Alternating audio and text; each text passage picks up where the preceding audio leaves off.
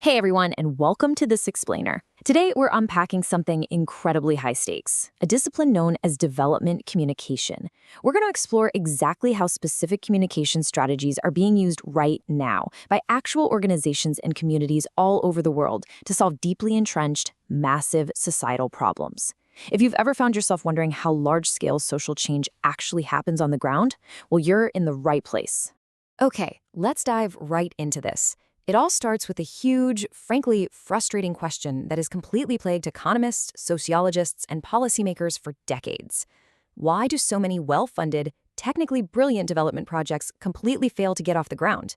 We hear about these massive global initiatives aimed at fixing agriculture, healthcare, you name it, that just utterly collapse the second the funding dries up or the experts fly home. Why is that? To really understand the gravity of these failures, just wrap your head around this number. 350 million. That's the estimated number of people living in absolute poverty in India alone. When these global development projects fail, it's not just a loss of some donor dollars. It's a massive, tragic, missed opportunity to change the lives of literally hundreds of millions of people. The stakes for getting this right could not possibly be higher. So here is our roadmap for this explainer. 1. The underdevelopment problematic. 2. What is development communication? 3. The two-way paradigm shift. 4. The multi-track communication approach. And 5. Real-world DevCom strategies. All right, let's kick things off with Section 1, the underdevelopment problematic, high stakes and vicious cycles. You know, sociologists talk a lot about what's known as the vicious cycle of underdevelopment. And here's the thing, these grave societal issues like poverty, unemployment, staggering population growth, malnutrition, and disease, they almost never happen in isolation. They hit in clusters. It's like a giant, inescapable web. Poverty leads directly to malnutrition, which leads right into disease, which then causes unemployment. It creates this brutal loop that just throwing traditional financial aid at simply cannot fix. So the crucial point is, to actually fix this, experts use the problematic technique. Think of it kind of like going to the doctor. We absolutely have to treat the superordinate root causes of an illness, not just slap a temporary Band-Aid on the symptoms. If you mistake a surface-level symptom for the root cause, it's a guarantee that that whole cluster of problems is going to come roaring back. Which brings us nicely to Section 2. What is development communication? Moving beyond PR. The core definition here is absolutely vital to grasp. Development communication is an interdisciplinary field that uses empirical research and two-way dialogue to build consensus, share knowledge, and achieve positive change. Notice what's missing there. It is definitely not corporate public relations. It's not just broadcasting top-down propaganda at a passive audience. It's actually about using communication as a research tool to generate new knowledge together. There are basically three main pillars anchoring this whole field. First up, it's purposive, meaning it actively seeks to influence behavior and drive positive change. Second, it's pragmatic. It is laser-focused on real-world results and impact, not just outputting a message.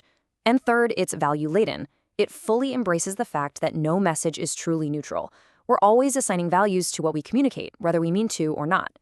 Keep that framework in mind. It's super important. Let's move to Section 3 and see how this builds into the two-way paradigm shift, monologic versus dialogic. For literally decades, the development world was stuck in the monologic mode. That means one-way, top-down dissemination. Imagine a radio broadcast just telling local farmers what to plant. It was all about persuading people who were just seen as passive receivers. But there has been a massive paradigm shift toward the dialogic mode. This is two-way, horizontal dialogue. It's no longer about talking at people to persuade them. It's about talking with people to empower them. It's a total game changer. And this leads us to what's often called the stakeholder surprise. A lot of well-meaning project managers genuinely think they're engaging their stakeholders just because they're sharing some information, or maybe asking for a little feedback. But guess what? That is still basically one-way communication. True collaboration and empowerment require two-way, shared decision-making. Without that, honestly, even the most heavily funded projects are flying completely blind. All right, on to Section 4, the multi-track communication approach, structuring the strategy. Professionals in the field rely on this straightforward four-step process. Step 1 is assessment, then strategy design in Step 2, implementation in Step 3, and finally, monitoring and evaluation in Step 4. Now, the absolute golden rule here is that a two-way assessment has to happen before anyone ever designs a messaging strategy. Simply put, you have to listen before you speak. Now, what's really fascinating about that very first step, the communication-based assessment or CBA, is that it's actually the ultimate risk mitigation tool. Instead of just figuring out which communication channels to use, it digs deep into the political, social, and cultural realities by engaging the locals before the project's objectives are even set in stone. It literally stops organizations from accidentally solving the wrong problems. Let's ground all this theory into reality. In Section 5, Real-World DevCom Strategies, Theory into Practice. I absolutely love this quote from Nobel laureate Joseph Stiglitz. He said, "Information is part of communication and not vice versa."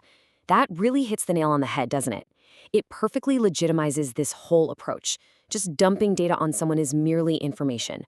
Real communication requires actual human connection, shared understanding, and genuine back-and-forth dialogue. A brilliant example of this is the Tostan NGO in Senegal. They were tackling the deeply entrenched practice of female genital cutting. Now, they knew for a fact that a traditional, top-down monologic campaign, just rolling in and telling the community what to do, would fail instantly because of strong cultural norms. So they completely flipped the script.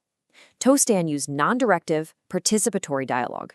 They just facilitated open conversations about human rights, empowering the locals to reflect on their own traditions without any outside judgment being imposed on them. And the result of that two-way empowering approach? 1,748. That is the number of Senegalese communities that voluntarily chose to abandon the practice. Because they arrived at that conclusion themselves through real dialogue, the change was authentic and, most importantly, sustainable. It actually worked. And this brilliantly illustrates another real-world victory, this time over in Uganda. A survey there found that a staggering 80% of central funds meant for primary schools were just vanishing into local corruption. Obviously, the solution wasn't just to blindly throw more money at the problem. The solution was communication. By making the disbursement data completely public, creating a transparent two-way tracking system, the lost funds plummeted from 80% down to just 20%. Think about that. Just establishing information transparency completely changed the behavior of the entire system.